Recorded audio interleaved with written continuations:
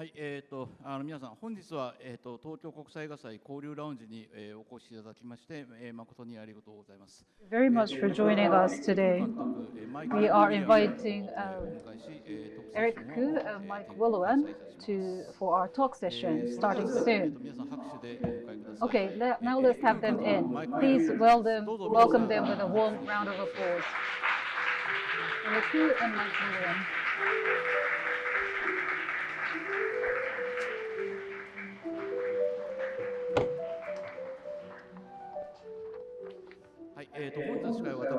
I am the MC, Shozo Ichiyama, and we have two simultaneous interpreters helping the session. Let me start by introducing the main topic for this session today.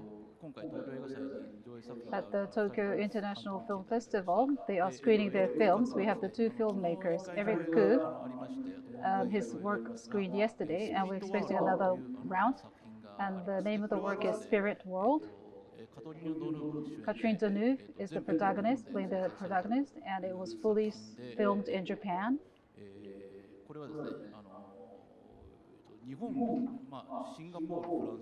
Japan, Singapore, and France, the three countries have co-produced this. And as one of the producers from Japan, I was engaged in this creation. So the three countries funded the work, and it was shot in Japan. And Mike Wiluan's work just finished the first screening, and we're expecting another round. The name of the work is Orang Ikan. Indonesia, Singapore, and the UK. And what's the other country? I'm sorry. Japan. I missed Japan. I'm sorry. That's the other country. Yeah, I forgot about our country. So including Japan, we had those four countries co-producing the work. And Mr. Eric Khoo is also the producer of this work, Orang Ikan. So I think it truly represents the efforts of co-production in Asian region, having the two key figures, Japan and Asia and Europe. We would like to talk about the situation and also the opportunities of co-production. So that's the key theme of our talk today. Can I talk in English? May I? Okay, so yes, and I would maybe it's better to speak in English. And so, 皆さんすみません、英語でちょっと話しております。So maybe first, I'd like to ask you about each of your film, and so maybe I think it was very interesting to speak how that this kind of the co-production can be made. So first, Eric, yes, maybe please tell me how that film was made. So, yeah, thank you so much, Shozo, for helping us with Spirit World and having our two films at TIFF. Yes. You know, I feel growing up in Asia, Singapore, I've always been fascinated by Asian cinema. Yeah. And I think at this point in time, we're really at the true fruition of collaborations. Yeah. And it's really been so exciting for us because some years back, I was doing these anthology series for HBO. Ah, yes, yes. And I worked with directors from the region. Yes. And going to different countries, we did with Takumi Saito in Japan, we did with Joko Anwar, Indonesia, to work with different production houses from different countries and to feel what brings us together and what differs. And it's come to a point where I feel that the co-productions, you know, are necessary, especially someone like me coming from Singapore with only a population of 5 million people. It's a very, very small market. And then to be able to, let's say, work with Mike, you know, do this incredible co-pro, that we ultimately want to come out with films of an international standard with more eyeballs, right? So I feel also with Singapore, it is important that we have the Singapore Film Commission that has helped us in a lot of ways to support even co-productions. Yeah. That means as a Singaporean producer, I can work with a foreign director, right? And there is good grant money to come in. So in the case of, let's say, Spirit World, I'm so happy that Singapore Film Commission came on board. Japan Cultural Body also came on board. And it's just very, very, for us, invaluable to have support. I think support is key. Yeah, I see. Okay. So, and for the Spirit World, actually, when I know the project, you already attached as the director, and Catherine Deneuve is almost attached. And, but one of my questions is, why do you want to shoot the film in Japan? This is one of the questions I would ask you a long time. But I must tell you, right, as a kid, yes, I was just so in love with Japan and the pop culture. Yes. So, like, I grew up with Astro Boy, and I love manga. I love, like, Tatsumi Kageka. And of course, the music of Japan. Like my last film, I used Seiko Matsuda. That was in Ramen Te, right? And in this film, my son Edward, who helped me write the script, we wanted also to pay tribute to some of the Japanese artists. So one of my favorite bands growing up was YMO. Yellow Magic Orchestra. So the hit of YMO, Harumi Hosono, he cameos in Spirit World. And then we got Suzuki-san. Yes, Keiichi Suzuki-san, yes. You know, it's wonderful because Sakai-san, he also had a rock band. Yes. The Spiders. Then he had a long solo career. And I think come next year, he's going to have a new band. Yes. And he's going to be the lead singer, right? So this is the sort of profound love I have for Japanese music culture.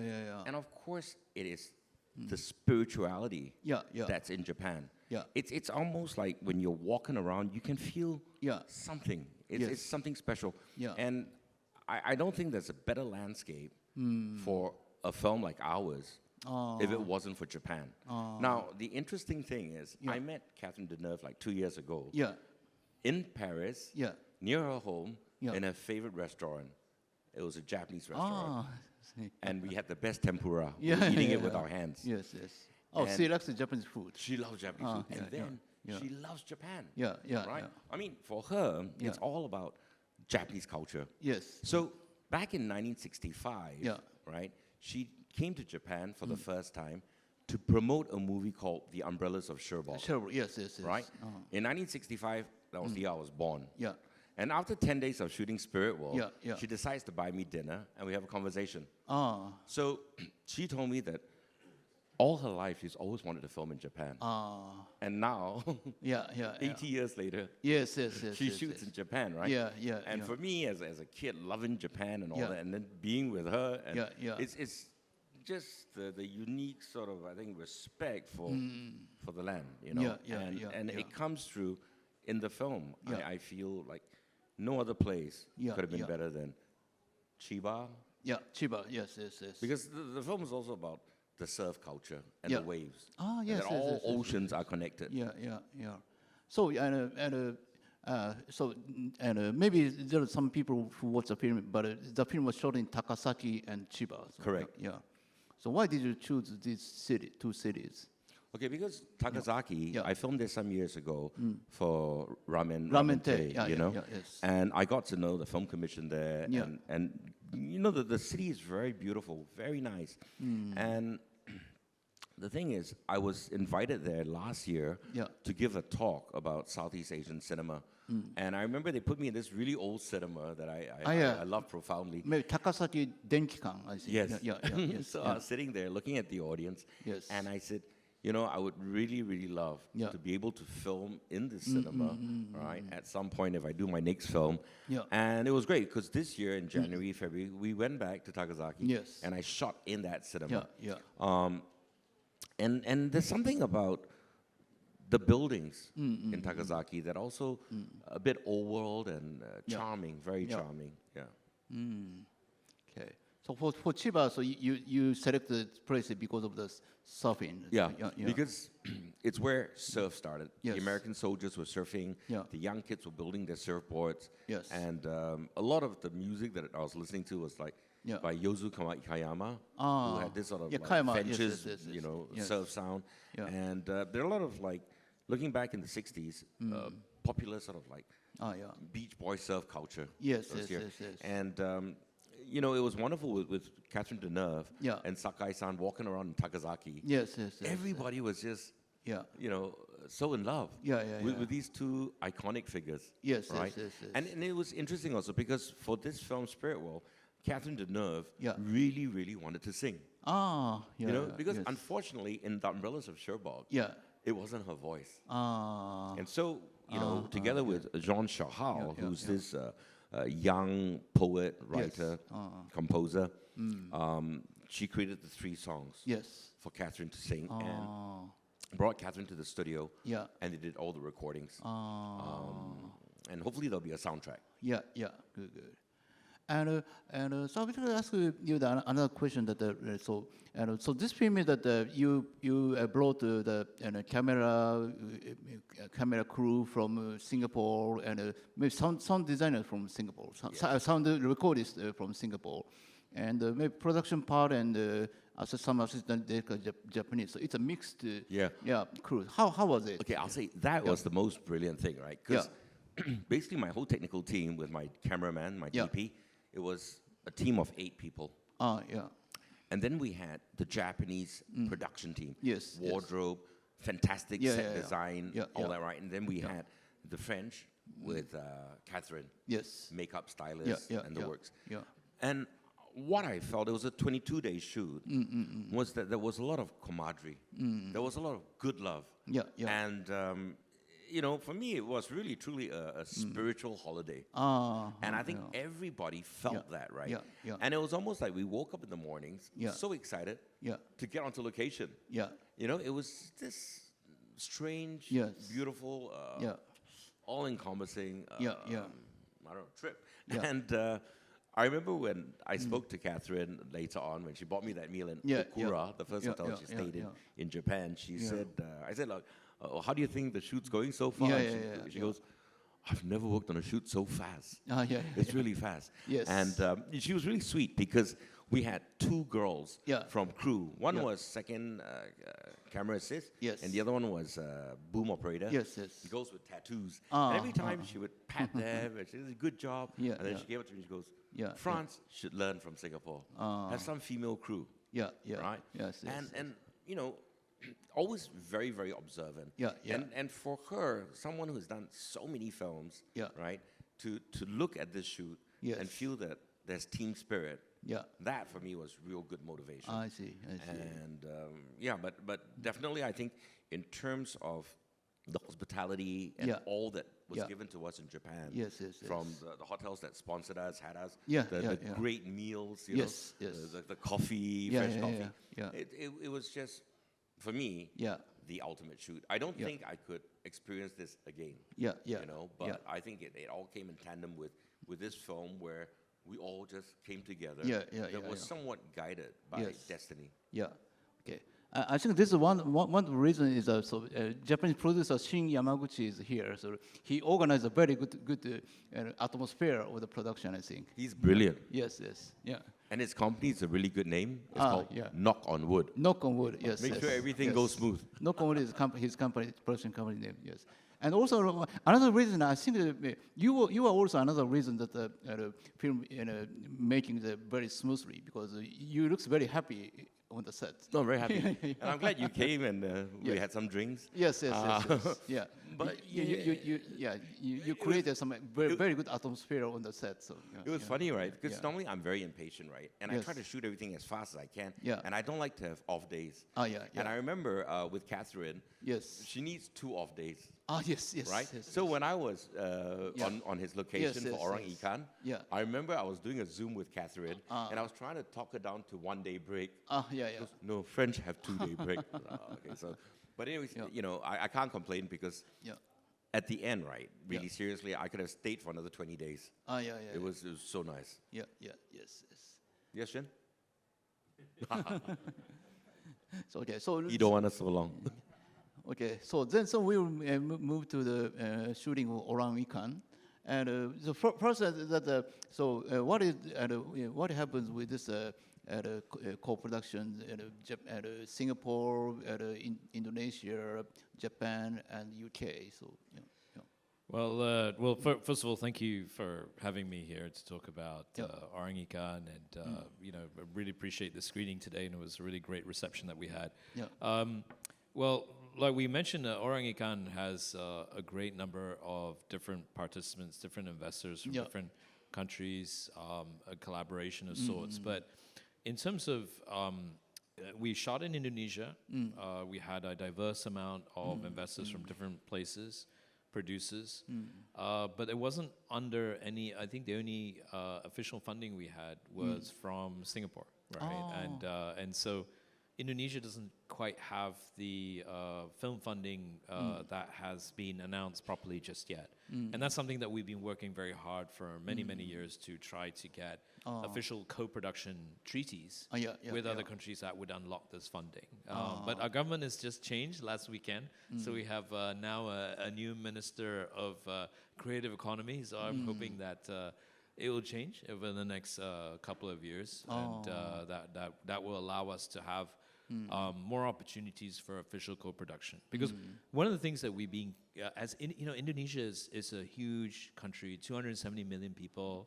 It's the largest country in ASEAN, and has so much great diversity. And for many years, we've been using Indonesia as a great diverse shooting destination, like shooting locations, like from the mountains all the way to the jungles, the beaches, the incredible array of different people and different ethnic cultures all within Indonesia. But sometimes we try to work with the government to try to sell Indonesia not just as a cheap location or a beautiful location. It's actually more than that. Actually, we have now quite a talented and mature film industry. We have great producers. We have already experienced this many years of collaborating with other countries. And it's not just about cost. It's not just about the beauty of the place, but it's about the people as well, and the I would say the maturity of our industry. As you know, Indonesia's gone through a huge box office boom in a post-pandemic. The box office numbers went up 10 times, right? It's an amazing time for Indonesia to be making films. Now, at its lowest peak, Indonesia was making 80 films a year. Today, we're making over 300 movies a year, right? And I think more than that. And so the industry is changing. We're finding ways in how we could capitalize on the production and the movement in Indonesia and the domestic market to create more opportunities for official co-productions with our governments. Because there's a huge, Japan has been a huge influence to Indonesia, not just from culturally, from the development of Indonesia to business, to the infrastructure, to the economy, but also content, there's a huge fascination with, especially like manga, and pop culture of today, music. It's always been a huge fascination for Indonesia. And we always love to try to find ways in how we could collaborate. And that's when we found this project. It was a natural way to collaborate. Like even Dean Fujioka, who's he spent a lot of time in Indonesia, right? He speaks Bahasa quite well, and and that's when I was introduced to Dean. Remember we were having this discussion that actually Dean has a big fan base in Indonesia, right? Because of his singing and acting career. Actually, one of the first films he did, Man in the Sea, he did in Aceh, right? And he had a great experience there, and we connected, and he was being able to feel that you could have someone cross-culturally and be comfortable and going across to Indonesia was very important. Oh, I see. So your film is and maybe some people didn't watch your film yet, but it's about a Japanese soldier during the World War II. So he drifted to the island, so that he meets the monsters, and so in the beginning, so you needed some Japanese elements, Japanese actors in the project. Yes, we needed Japanese actors, and our approach was always been that we didn't want to just have background people or someone. We wanted to make it authentic, right? Yeah. So our actors, I remember when Eric and I were talking about casting these actors and making sure that, and even in our discussion with Fumi, right, Fumi-san, our fantastic distributor, who's representing a film, it's like the authenticity of finding actors who could behave as soldiers would in the 1940s, talk the way they do, issue the commands and do everything from the original point of view. Because I think there's a lot of films take it for granted that it's kind of modern, there's a slang, there's a way of speaking. So we were very conscious of that process when we were casted. And Dean was as well. Dean, it was important for him to be able to have emotion with somebody who would speak to him and understand the culture of Japan in the 1940s. I see. Yeah. Actually, I was very impressed by this, and because of course sometimes I watch some foreign films, and sometimes the Japanese elements looks very weird, but for Orangutan, nothing like this, and very convincing. So I think you did very good research. Thank you. And I think it was all a collaboration, and this is what this idea of co-production on the high level you talk about is collaboration, not just economic, but creative, looking at scripts and seeing how, from a Japanese viewpoint, right? Because we are also wanting to release this, this film, not only as a festival, but in Japan. Having today seen a lot of the audience and speaking to them and having them excited about it was really an eye-opener for me to understand what the potential market would be here in Japan as well. So the crew member is from Singapore or Indonesia? Most of our crew were from Indonesia. But we had some mix. We had also some. We had a Singaporean a group, a contingent, and it was very. You probably heard it's a very tough shooting. I think so. 30 days in the jungle, and not just the jungle, in the mountains and the rivers, and it was very tough. And Dean and Callum, our actors, pretty much flew in with very little prep time. I see. So they kind of flew in and went straight to the jungles. And we had a couple of days in the soundstage in Batam, and then we went straight on location. So it was pretty physically exhausting. But when you're physically exhausted, you also want to maintain the tonality of the film, the messaging.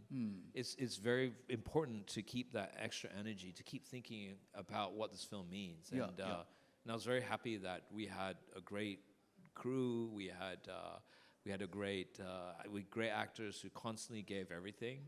And but it was one of the tougher shoots. I mean, we nearly had a lot of we had a few problems during production. We had a fire that nearly burned down the forest when we were shooting, and luckily the crew put out that fire. And we were very fortunate to have that done and sorted out. And so every film has its challenges, but I think this one was very physical, right? And so, what is the position of the UK co-producer? Can they finance the film, or UK is involved? I think from the UK side, we're working with Fumi-san and SC Films, Simon Crow Productions, and we call it a UK co-production because there was a lot of decisions made for casting. It was looking at financing as well. Even though it wasn't sort of like an official sort of like treaty-based co-production, we still call it this co-production because from the very early stage we shared the creative. We went through the possibilities of building out this world. And I think casting was also key, right? Finding the right person. It's a British actors from UK. Callum Woodhouse, who's very well known in UK as a up and coming young actor, and we're very fortunate to have Callum as well, right? And it was great that we got he's him. Good, very good. Eric, do you have any comments on the Orang-Ikan? I think it's incredible that you have. It was actually inspired by a movie called War in the Pacific. With Lee Marvin and Toshiro Mufini. Yes. And I remember I saw that with my son during COVID, and I thought, this is a producer's blessing Yeah. for a film. 2 actors, no Yeah. wardrobe change, Yeah. 1 island you can get for free. Yeah. And how about we throw in a monster? Yeah. Okay. But then again, I mean, the first script that he wrote, Yeah. I nearly fell off the chair. It Yeah. would have cost 30 million. Right? So the second script he wrote, Yeah. still fell off the chair. It would have Yeah, cost yeah. 15 million. Uh, Third script he wrote, I said, never mind. Like, it's still going to cost too much, but we Yeah, yeah, submit yeah, it yeah, to the Singapore Film Commission. yeah. And it was great that they loved the script. Yes. And then, you know, I had always wanted to work with Dean Fujioka. Yes. I Yeah. wanted to use him for like ramen teh. Ramen teh, yeah, But yeah. the guy is, he doesn't eat gluten. Ah. So he can't eat ramen. So forget it. Yeah, and then, great, I found Takumi Saito. Yes. And at one point we were thinking like maybe Takumi Saito, and that's why the character's called Saito. Yes. But yes, then he yes, was yes. busy, Sai- and I thought, that okay, means let's go he's for Dean, Saito. right? And the great thing about Dean, right, is that Yeah. he's so physically fit, Yeah. right? Yes.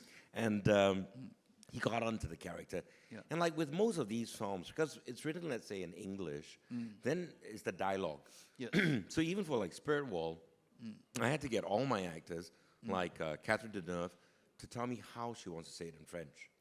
Sakai-san, Jun Fubuki, all of them would just come out, and Takanuchi. And then that comes into the shooting script. But at the end, it all pretty much gets organic. Yeah. And I was just like totally blown away when I got to Yeah. Java Yeah. and to see the crew, you know, I mean, climbing mountains Yeah. with no shoes. Huge HMN lights. I'm like, my God, what are these daredevils or what, right? And to have Dean really sort of invested Yeah. in the character, Callum Woodhouse, you know, and these guys, they really have to fight, you know, Yeah, if you yeah, look at it, and it's physical, and you're against weather, it's harsh conditions. It's almost like, I think it's worse than Singapore Army, you know? Yeah. But everybody came through, and really high respect. Yeah, And of course with Aki's music, Ah. right? It's just, it brought the film to another level. Yeah. And he played all the instruments himself, right? And we did the sound design in Yeah. Thailand, Yeah. Kentana. Thailand, So like our sound designer did Shutter, some of these horror films. Yeah. And the creature sound was created by a British guy, Yeah. you know? So then again, you know, I think like the world is becoming a smaller place, Yes. and everybody can jump in and be creative Yeah. and collaborate together. And Yeah. I think that's one of the beauties of both Econ and Spirit World. Yeah. So when did you do the VFX? The special effects, Yeah. the CG guys hate him. Because he's asking, I want more, right? And he's paying them so little. Yeah, Because, I yeah, mean, yeah. it is okay, no way the budgets I talked about. Yeah, It's, yeah. you know, but eventually we even got AI Yeah. to come on board. So we have a lot of great talented yes. artists in Indonesia. Yeah. And we do a lot of our film. We work with a group and a collective, and they're getting better and better all the time. And even our most recent version of it, there's a lot of shots that we missed out. Because of the accident, we Yeah. couldn't shoot explosion scenes and all that. So we had to regenerate them using visual effects and AI. Yeah. So we actually applied some AI Yeah. in this whole workflow, which actually is the first time for us. So we're fortunate to have Yeah, that yeah. team and capability. But the one thing we thought also, we needed to spend money Yeah. on the creature outfit. Yes. That it was difficult to design that in Asia. So you had done a production, I think, with Alan before, right? Yes, so it's from LA. So we worked on an Alien skyline, the Alien films, and so Alan was based in Los Angeles, and so the initial design was done by an Indonesian group of young people. They're actually comic book designers from Indonesia, and they did the first design for the Orangikan. It was sent to LA. Yeah. And then they made the suit in LA. Yeah. And then the suit got sent to Indonesia, right? And the actor who played the orangikan, Yeah. he was actually the in Godzilla there's the 3-headed monster.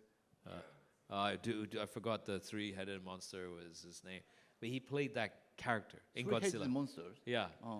Yeah. So so the connection to Godzilla and monsters, Yeah. you know, with this actor who played, you know, who's a big guy, and he played the creature. Yeah. I think we kind of pays homage back to the early days of Godzilla, and you know, this whole monsters and people playing monsters, right? The craft of that. Yes. Otherwise, we could choose to do everything CGI, right? Everything CGI, motion capture. Yes. But we didn't. It was a man in a suit. And it was the traditional form of that filmmaking. Yes. But it was so much difficult. Yes, It was so much more difficult in the jungle, though. Yeah, with the creature. Yeah. Yes. So.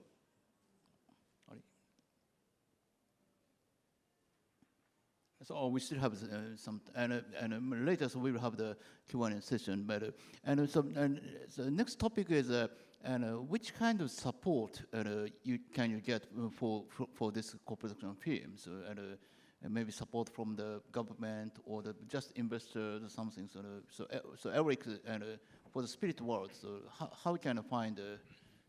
Yes. So I mean, in the case of Orang-Ikan, right, we had international investors all come on board, right?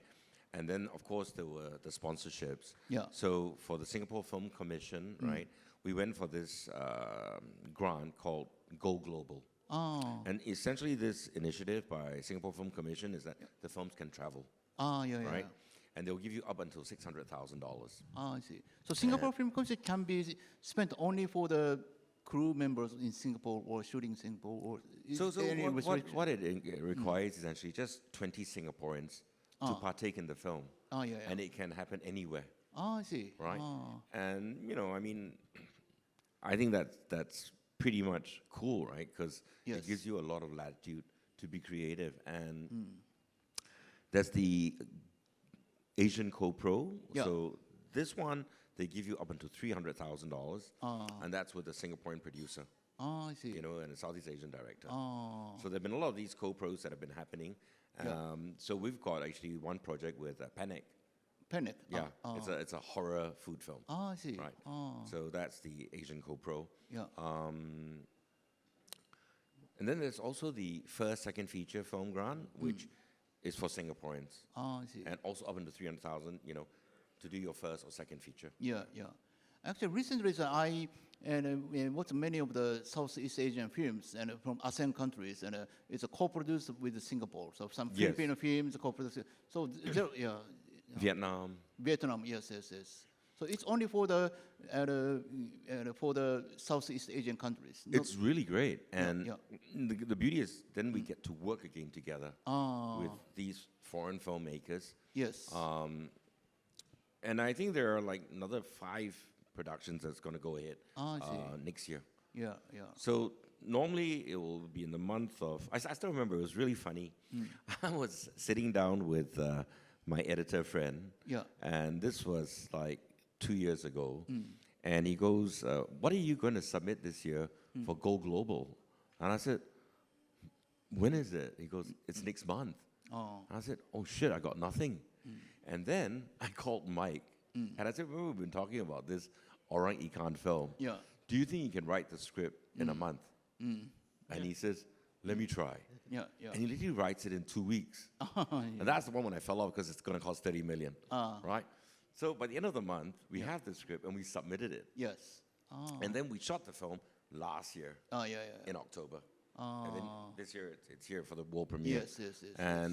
And that's kind of exciting also, you know, when you think about, like, for me, the Spirit World, you know, shooting it in January, February this year and having it premiere in Tokyo here, you know, it's wonderful. Yeah. And I think with cinema, you know, you got to catch that momentum. Yeah. You know, you got to catch that wave.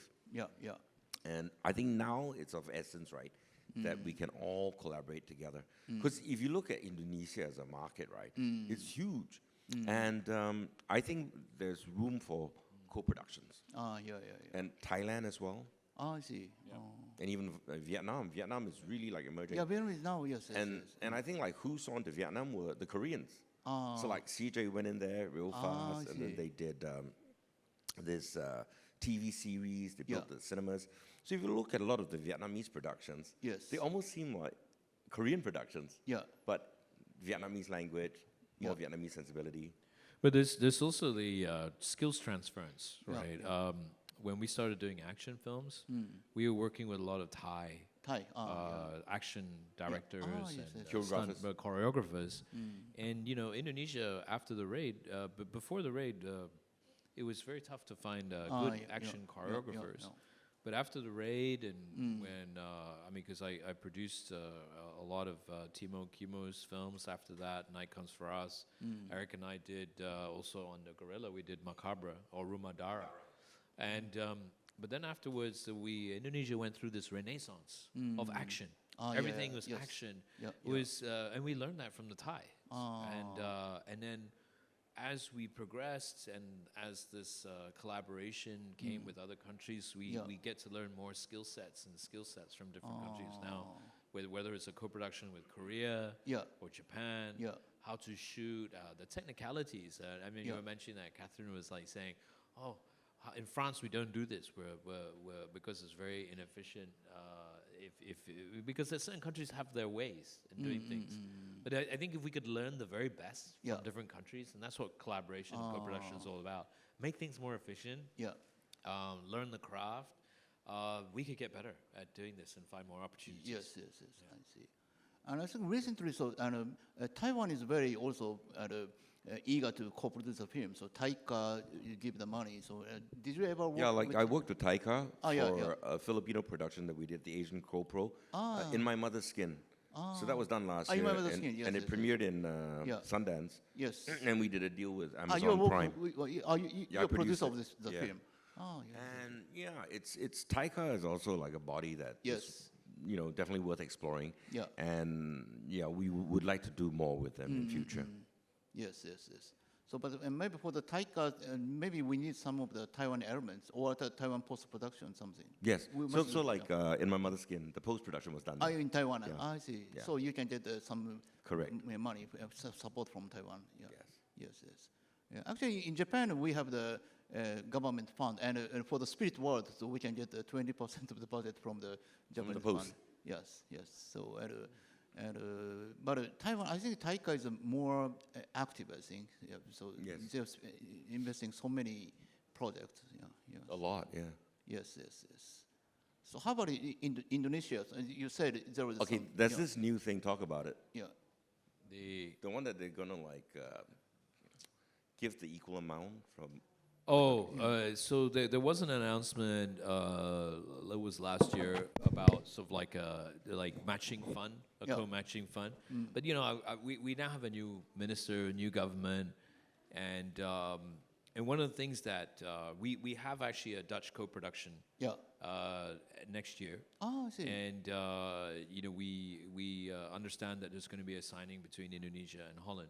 On this treaty, right? I see. And so that's is there a treaty? So I think we need to see how that works, but we're trying to encourage the Indonesian government to be more consistent in their ability to help projects, not just from the making it easy to produce in Indonesia, but participate in collaborate like funding grants or so we're looking at this program right now. There was a matching fund, but I think now it's being superseded by a new government initiative, because now we have a new Minister of Creative Economy. It used to be under tourism, right? And now it's under creative economy. So it's going to be, I think, an exciting 2025. Because we hope we could, events like this, like Tokyo International Film Festival, and participation of filmmakers from Indonesia, as well as government, to kind of see what their young talents are doing. It's very important, right? And so we want to showcase this. And we're very glad also to have the support of, in Indonesia, we're very lucky that we have support from sponsors, support from equity as well. That has been helping making those films as well. So so now I think it's a time for the question from the audiences. So